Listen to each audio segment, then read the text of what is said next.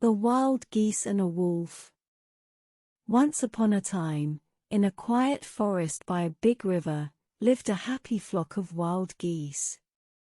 Every morning before sunrise, Mother Goose would get up and fly to the riverbank to catch fish for breakfast for the little goslings. After breakfast, the little geese would follow Father Goose to practice flying and learn about the world around them. In the afternoons they would swim in the clear river water and play games. When they went for walks in the forest, they would look everywhere for seeds, tender grass and berries to eat. The bigger gosling Gaga would often remind his younger siblings Tutu and Yee, "Don't go too far, Tutu and Yee. Stay close to us where it's safer." The little goslings would nod and flap their tiny wings in response. One afternoon during their walk, they saw a gray, fat, furry animal scratching at the base of a berry tree, trying hard to grab the juicy fruits. Coming closer they realized it was a big wild wolf. The little goslings yeeped and yapped in fear, hiding behind their mother. Hearing them, the wolf turned his head and said in a friendly tone, "Hello everyone, I just want to grab some berries to eat but it's a bit difficult. Don't worry, I'm a civilized wolf and won't cause any trouble." After hearing this, the little geese felt a little relieved and poked their heads out. Father Goose cautiously led the flock one by one to carefully pass by, leaving the wolf to continue picking berries. Curious Yee asked, "Dad, is he really a bad guy or not?"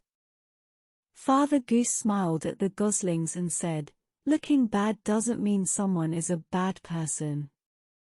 Using first impressions to judge others can easily be mistaken. Even with strangers, you should be friendly. But after all, they are still strangers, so you need to stay alert." The little goslings all nodded, fully trusting in Father Goose's wisdom. They continued their walk. After a while, the sun became brighter, the light breeze felt very refreshing, and everyone soon forgot about the scary encounter with the big wolf. That night before bedtime, Mother Goose tucked the little goslings snugly under their feather down. She said softly, "Today Dad taught you to always be kind, and protect your family well. That way you can grow up safe and happy in this forest." After speaking she lowered her head to kiss the little goslings goodnight. After the little goslings fell asleep, Father Goose went out to patrol the area. Suddenly he discovered the big wolf pacing around nearby, greedily looking around the bushes by the riverbank, scratching everywhere with his claws as if searching for food. He seemed to be up to no good. Since the little ones were all asleep, Father Goose was afraid to startle them. So he quietly went back to the nest, grabbed some food, then turned and went out to find the big wolf. Mother Goose told him to be extra careful, and poked her head out of the nest to look around. The big wolf came closer and closer. Father Goose began circling above him to get his attention. When the wolf looked up, he deliberately dropped some food. The starving wolf immediately jumped out and gobbled it up in big mouthfuls. After eating, he still tried to trick Father Goose, saying, "Hey, don't you want to come down and eat together?" But Father Goose didn't fall for it. He kept dropping bits of food here and there, driving the anxious wolf to run around yelling, "Come down quickly, I'm so hungry." Only then did he reveal his true intentions, shouting, "Get down here or I'll huff and puff and blow your nest down." Father Goose's feathers puffed up in anger. It seems this wolf is big and stupid, and always ill-intentioned towards others. Father Goose then flew swiftly up into the night sky. As the wolf desperately chased him, he flew towards a tree and tossed down another batch of food. The excited wolf leapt up with great force, crash, and ended up crashing right into the tree trunk.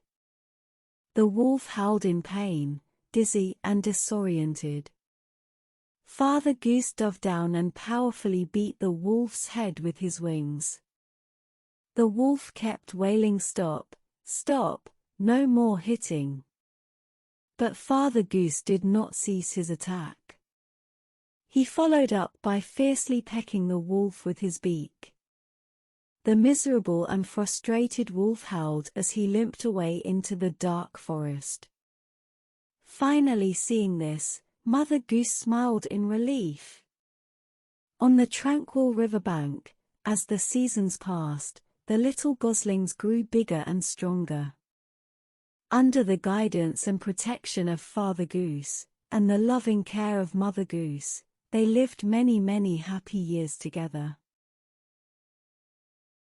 Alright, kids, today's story ends here. See you next time.